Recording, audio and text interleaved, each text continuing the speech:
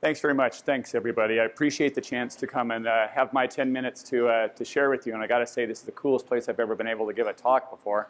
It's not like this. The School of Pharmacy, we're a bunch of nerds in the school, like the very definition of nerds. So I love getting into a cooler place. As the table has been set, as you've heard, for some of the national numbers about the prescription opioid and heroin epidemic that we're facing. You've heard a little bit already, some of this I'm going to fly through pretty quickly, about the increases in both the quantity of drug that has been dispensed into the population, and then along with it, the number of overdose deaths on a population-adjusted basis, and the treatment admissions, everything following along, which we know to be true.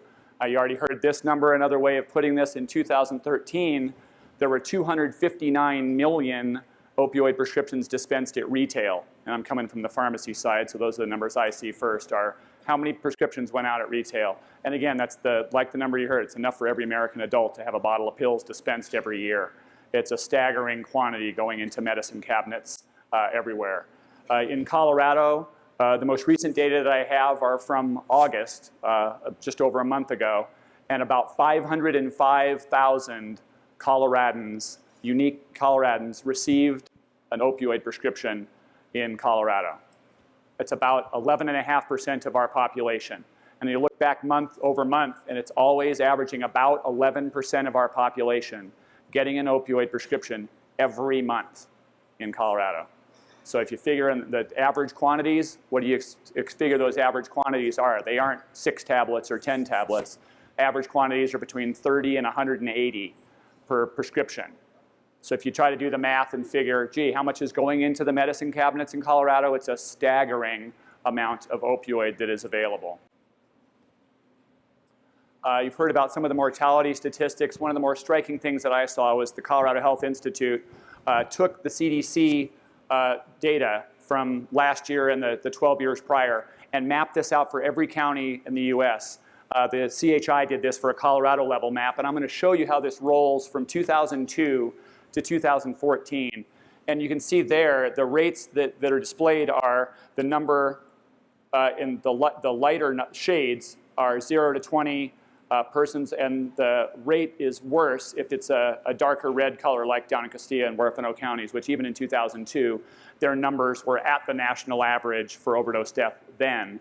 And if you watch over the 12-year span, 2003, 4, 5, 6, 7, 8, 9, 10, 11, 12, 15, and 14, and scrolls through to see how that builds.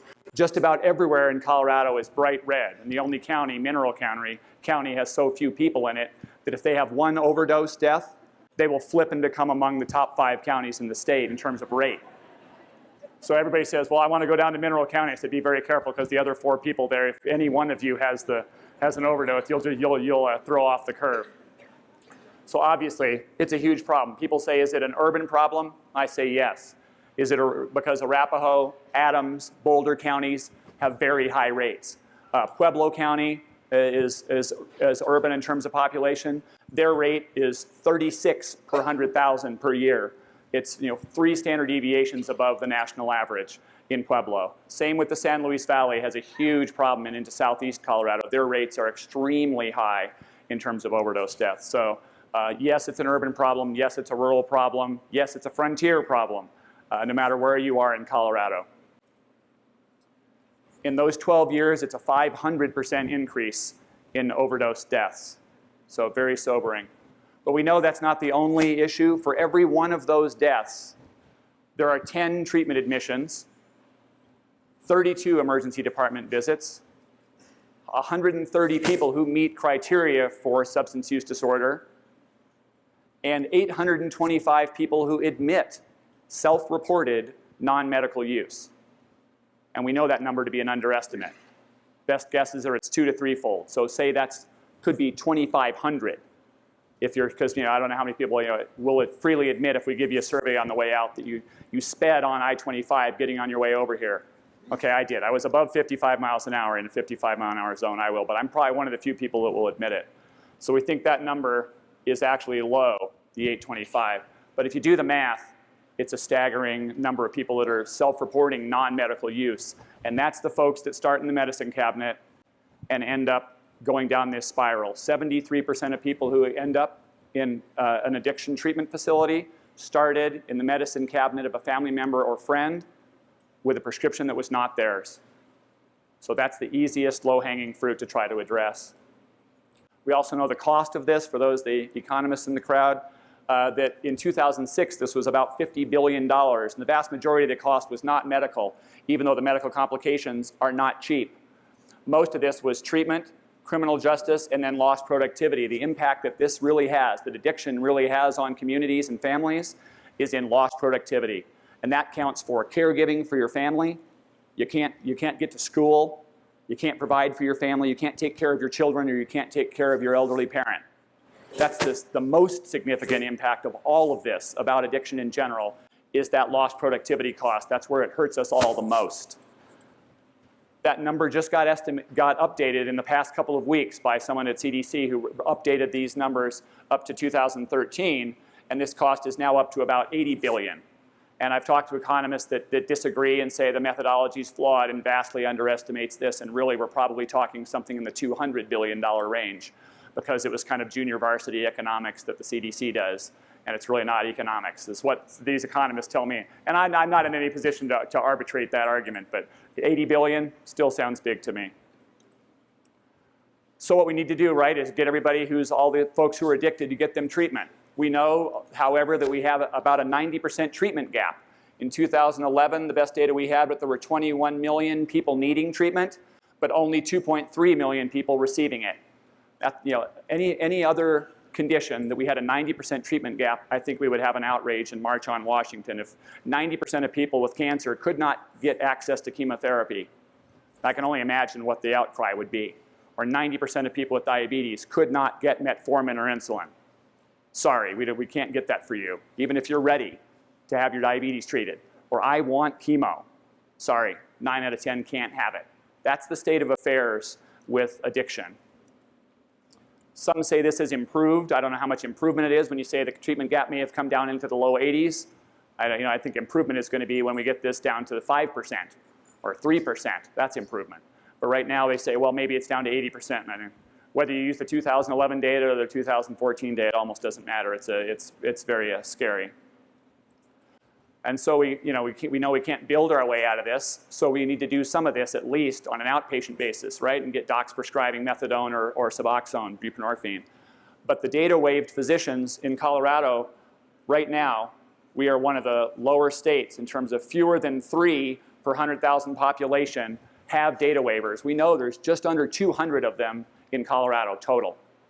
Fewer than a third accept Medicaid.